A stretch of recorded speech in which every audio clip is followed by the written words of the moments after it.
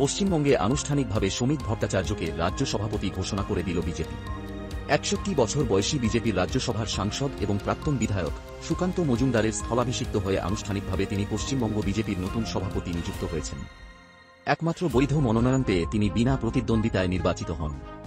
আনুষ্ঠানিক ঘোষণা এবং সংবর্ধনা অনুষ্ঠানটি কলকাতার সায়েন্স সিটিতে অনুষ্ঠিত হয়, যেখানে রবিশঙ্কর প্রসাদ তার শংসাপত্র প্রদান করেন। শ্রমিক ভট্টাচার্য তৃণমূল স্তরের মানুষ।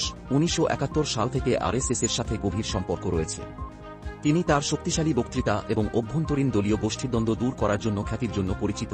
এই গুণাবলীগুলিকে দল ২০২৬ সালের বিধানসভা নির্বাচনের আগে কাজে লাগানোর লক্ষ্যে কাজ করছে। শ্রমিকের সংবর্ধনা অনুষ্ঠানে ডাকা হয়নি বিজেপির আর এক প্রাক্তন রাজ্য সভাপতি দিলীপ ঘোষকে।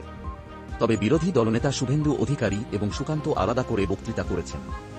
সভাপতি হয়ে তৃণমূলের সরকারকে উপড়ে ফেলার হুঁশিয়ারি দিয়েছেন শ্রমিক।